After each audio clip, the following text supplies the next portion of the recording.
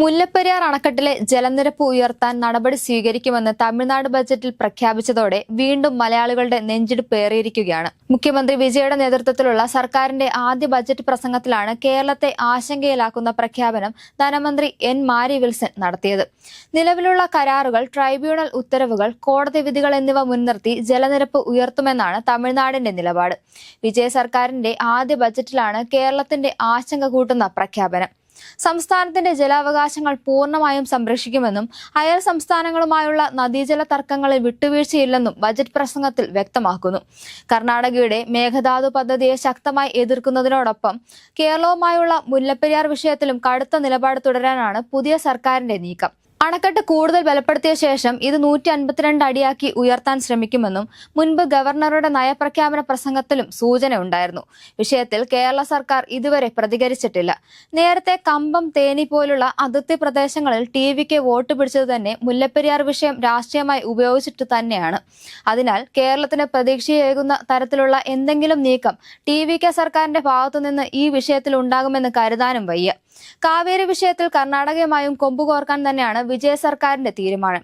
അങ്ങനെ നോക്കിയാൽ വരും നാളുകളിൽ 2 അയൽ സംസ്ഥാനങ്ങളുമായും തമിഴ്നാട് തർക്കസമാന സാഹചര്യത്തിൽ മുന്നോട്ട് പോകേണ്ടി വരുമെന്നുറപ്പ്. തമിഴ്നാട് സർക്കാരിന്റെ പ്രഖ്യാപനം കേരളത്തിന്റെ ആശങ്ക വർദ്ധിപ്പിച്ചിരിക്കുകയാണ്. അണക്കെട്ടിന്റെ സുരക്ഷ ചൂണ്ടിക്കാട്ടി ജലനിരപ്പ് ഉയർത്തുന്നതിന് തുടക്കം മുതൽ എതിർത്തിരുന്ന കേരളത്തിന് ഇത് തിരിച്ചടിയാകും. പഴക്കമേറിയ അണക്കെട്ടായതിനാൽ പുതിയ അണക്കെട്ട് നിർമ്മിക്കണമെന്ന നിലപാടിലാണ് സംസ്ഥാനം. എന്നാൽ അണക്കെട്ട് സുരക്ഷിതമാണെന്നും ആവശ്യമായ ബലപ്പെടുത്തൽ പൂർത്തിയാക്കിയ ശേഷമാണ് ജലനിരപ്പ് ഉയർത്താൻ ശ്രമിക്കുന്നതെന്നുമാണ് തമിഴ്നാടിന്റെ വാദം. ദീർഘകാല ജലസുരക്ഷ ഉറപ്പാക്കുന്നതിനും കർഷക ക്ഷേമത്തിനുമായി മുല്ലപ്പെരിയാറിലെ ജലനിരപ്പ് ഉയർത്തുന്നതിന് പുറമെ ആനമലയാർ, നല്ലൂർ അണക്കെട്ട് പദ്ധതികൾ നടപ്പാക്കുമെന്നും ബജറ്റ് വാഗ്ദാനം ചെയ്യുന്നു.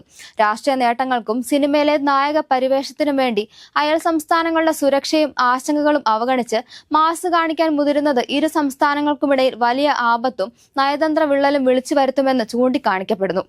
സെക്കൻഡിൽ 256 ഖനയടി വെള്ളം മാത്രമാണ് തമിഴ്നാട് നിലവിൽ വൈഗ ഡാമിലേക്ക് കൊണ്ടുപോകുന്നത്.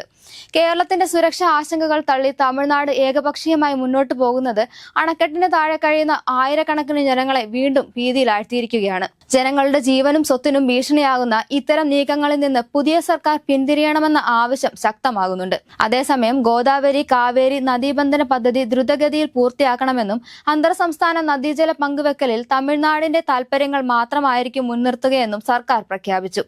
പുതിയ സർക്കാരിന്റെ ഈ നിലപാടിനെതിരെ ശക്തമായ പ്രതിഷേധവും പ്രതികരണങ്ങളും വരും ദിവസങ്ങളിൽ ഉയരാൻ സാധ്യതയുണ്ട്. കാലങ്ങളേറെയായി കേരളത്തിന്റെ നെഞ്ചിലെ തീയാണ് മുല്ലപ്പെരിയാർ.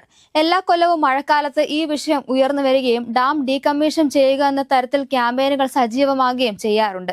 ഇത്തവണ കഴിഞ്ഞ ദിവസങ്ങളിൽ സംസ്ഥാനമെങ്ങും പെയ്ത പെരുമഴയിൽ ആദ്യ ദിവസങ്ങളിൽ അധികം നിറയാതിരുന്ന മുല്ലപ്പെരിയാറിൽ പക്ഷേ ഇപ്പോൾ 120 അടിയോളമാണ് ജലനിരപ്പ്. പ്രതിസന്ധി രൂക്ഷമാക്കിക്കൊണ്ട് സെക്കൻഡിൽ 3000 ഖനയടിയിലധികം വെള്ളമാണ് നിലവിൽ കാച്ച്മെന്റ് ഏരിയയിൽ നിന്ന് അണക്കെട്ടിലേക്ക് ഒഴുകിയെത്തുന്നത്. ദിവസങ്ങളിൽ വീണ്ടും മഴ സജീവമാവുകയും ജലനിരപ്പ് കൂടുതൽ ഉയരുകയും ചെയ്താൽ വിഷയം വീണ്ടും സജീവമാകും.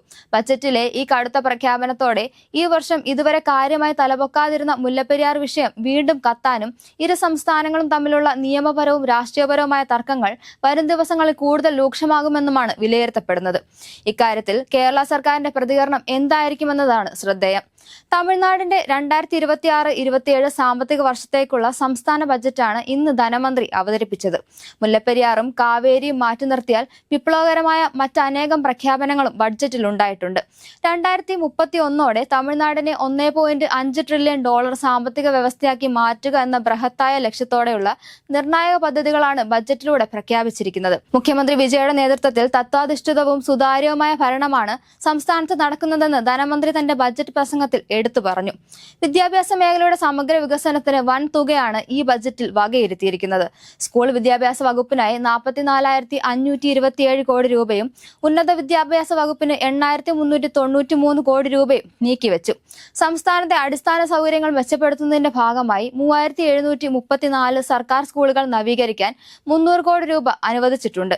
വിദ്യാഭ്യാസ സ്ഥാപനങ്ങളിലെ പഠനാന്തരീക്ഷവും ഡിജിറ്റൽ സൗകര്യങ്ങളും വർദ്ധിപ്പിക്കുന്നതിന് പ്രത്യേക പദ്ധതികൾ പ്രഖ്യാപിച്ചു.